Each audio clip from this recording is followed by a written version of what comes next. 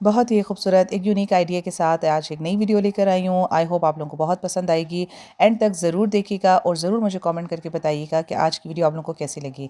तो सबसे पहले अस्सलाम वालेकुम, welcome back to my channel. कैसे हैं आप सब, my YouTube family. I hope आप सब अच्छे होंगे, अपने घरों में खुश आबाद होंगे। अल्लाह पाक सबको अपने घरों में खुश आबाद रखे और अल्लाह ताला सबके घरों में बहुत सारी बरकतें अता फरमाए। आमीन सुमा आमीन। तो चलते हैं वीडियो की तरफ। यहाँ पर मेरी एक क्लाइंट हैं, उन्होंने मुझे कुछ अपने फ्लावर्स भेजे थे। उनके कोई गजरे के फ्लावर्स थे और कुछ उनके बुके के फ्लावर्स थे, तो उनकी मेमोरीज जो है वो प्रिजर्व करना चाह रही थी।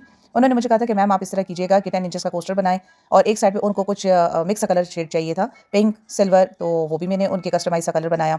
तो यहाँ पर सबसे पहले जो फ्लावर्स थे वो अच्छे तरीके से उन्होंने मुझे ड्राई भेजे हुए थे और उसके बाद मैंने क्या किया कि उसमें से जितनी एक्सेस जो डंडियाँ हैं, फ्लावर्स हैं, पत्ते जो थे जो ख़राब हो चुके थे, वो मैंने सारे पहले रिमूव कर दिए।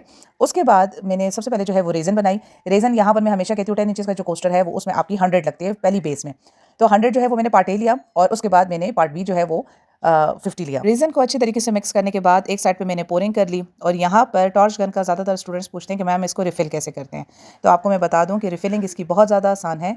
आप हर बार नई बॉटल्स मत लें। ये देखें रिफ़िलर इसका मिलता है, बहुत ईजी और ये इतना एक्सपेंसिव भी नहीं होता। 500 to 600 होता है और ये आपके अच्छा खासा टाइम निकाल लेता है। आपने क्या करना है, टॉर्च गन का ये बैक साइड पे देखें इस तरह होल होता है, इसको आपने उल्टा करना है और अपने रिफ़िलर को इसके अंदर थोड़ा सा प्रेस करना है, तो ये खुद ब खुद ही रिफ़िल करेगा।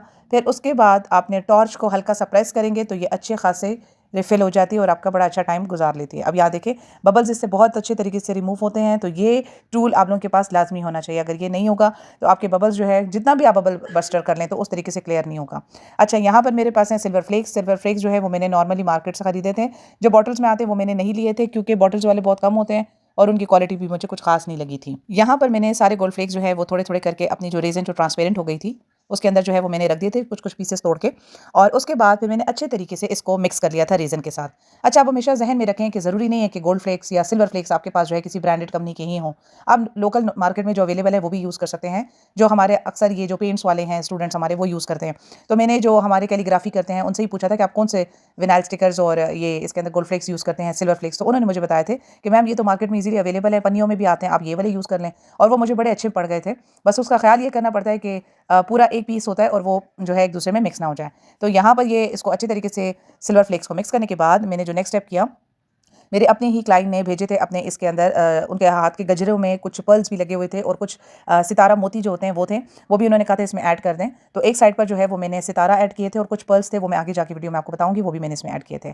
और यहाँ पर सिंपल इज दैट, देखिए मैंने एक साइड किया। तो जितने भी रेजन आर्टिस्ट हैं मैं उनको हमेशा कहती हूँ कि पहले एक साइड पर काम करें फिर उसके बाद दूसरे साइड पर काम करें। उससे आपकी चीज़ मेस्टअप भी नहीं होती और उससे आपको आसानी भी बहुत होती है। अब यहाँ पे मैं किसी किस्म का बबल बस्टर वगैरह नहीं करूँगी क्योंकि जो सितारे हैं वो आग भी पकड़ सकते हैं और वो ख़राब भी हो सकते हैं क्योंकि वो बेसिकली प्लास्टिक हैं।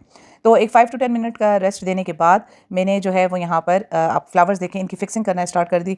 अगर आप लोगों को इस वीडियो में आइडिया हो रहा होगा कि रेजन जो है वो अच्छे तरीके से हार्ड होने लगी है, तो मेरे जो फ्लावर्स हैं वो एक ही जगह पर ही स्टे करेंगे, ज़्यादा ये फ्लोट नहीं करेंगे। और सबसे अच्छी बात यह है कि मेरे फ्लावर्स का कलर बहुत ज़्यादा खूबसूरत था।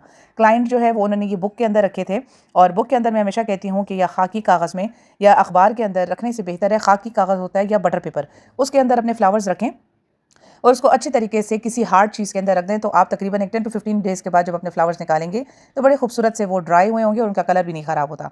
तो मेरी क्लाइंट ने कुछ ऐसा ही किया हुआ था, उनके फ्लावर्स ड्राई थे और मुझे बहुत आसानी के साथ अपने इस कोस्टर के अंदर इसको फिक्स करना था। आजकल माशाल्लाह काफ़ी ज़्यादा लोग जो है वो समझदार हो गए हैं, उनको समझ आ गई है कि चीज़ों को प्रिजर्व कैसे करना है और अपनी जितनी भी मेमोरीज़ हैं उनको कैसे प्रिजर्व करना है। तो ये बहुत माशाल्लाह अच्छी बात है।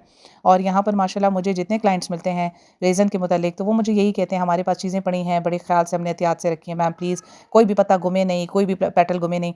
तो मैं हमेशा हर एक को यही कहती हूँ कि आपकी जो भी चीज़ मैं बना रही हूँ, जो फ्लावर्स चीज़ें रिमेनिंग मेरे पास रह जाएंगी तो वो मैं अपने पास संभाल लूँगी। जब आपका ऑर्डर जो है वो रेडी हो जाएगा तो मैं आपको इंशाल्लाह उसी ऑर्डर के साथ आपका जो सामान है वो भी मैं दे दूँगी। तो बाज़ जो क्लाइंट्स हैं उसमें वो ये कह देते हैं हमें इयरिंग्स एक्स्ट्रा बना दें, हमें पेंडेंट्स बना दें या की चेन में यूज़ कर लें, तो मैं वो भी बना देती हूँ। तो ये जितने रेज़न आर्टिस्ट हैं उन सब की अपनी जो है वो कहते हैं अपनी मेहनत है, अपनी पसंद है कि वो क्या चीज़ बनाना चाह रहे हैं। तो अपने क्लाइंट्स को बड़ा अच्छे तरीके से गाइड किया करें, उनको बताया करें कि हम ये चीज़ भी बना सकते हैं।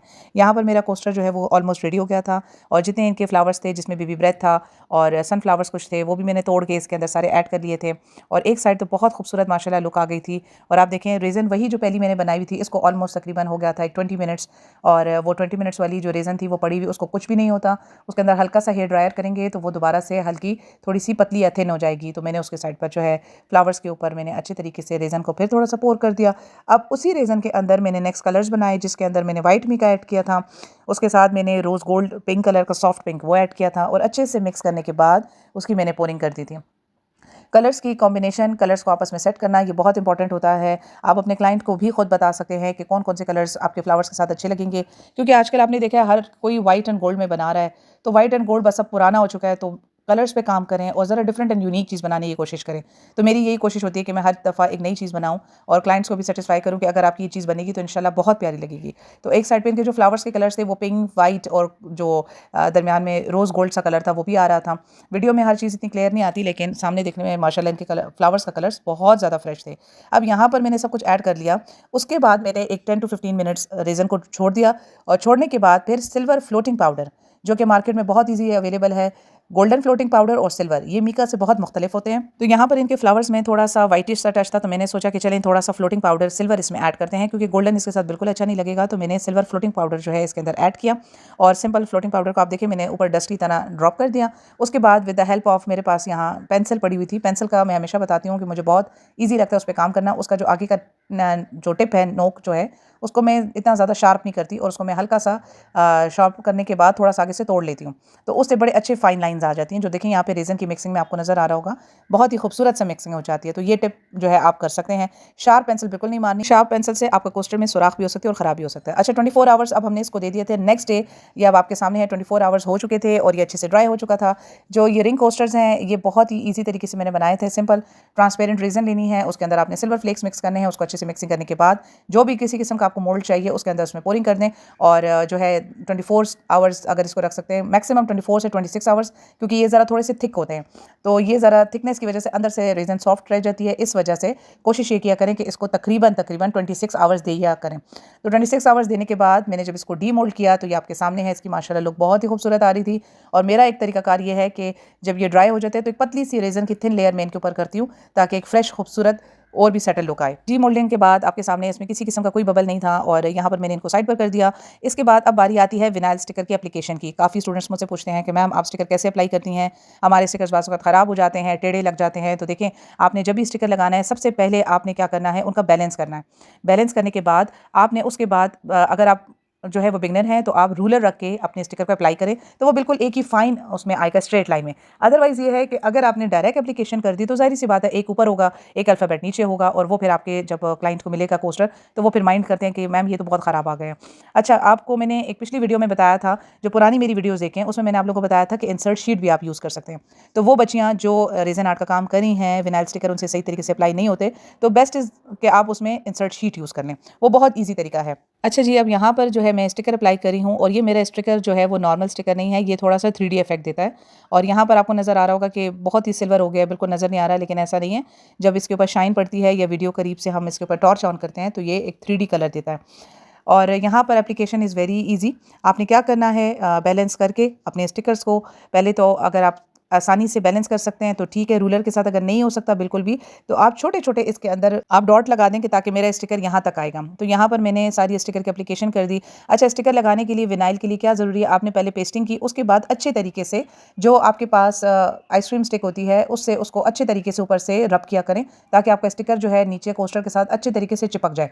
ये एप्लीकेशन बहुत ज़रूरी है, क्योंकि बाज़ क्या करते हैं ना, उसके ऊपर कोई स्टिक करते हैं ना, किसी चीज़ से उसको जो है वो रब करते हैं, जिसकी वजह से स्टिकर क्या होता है वो आपके जो है वो बार बार जो है वो उतर रहा होता है और वो ख़राब हो जाता है।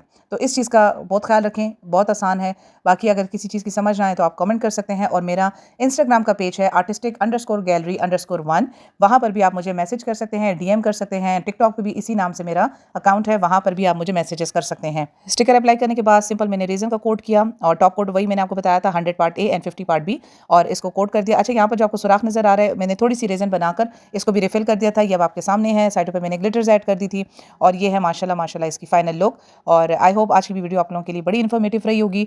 किसी भी किस्म की समझ ना आए आप मुझे DM कर सकते हैं। तो ये बेसिक चीज़ें हैं, आप लोगों को समझना बहुत ज़रूरी है। इंशाल्लाह मिलेंगी एक नई वीडियो के साथ। अपना ख्याल रखें, टेक केयर, अल्लाह हाफिज़।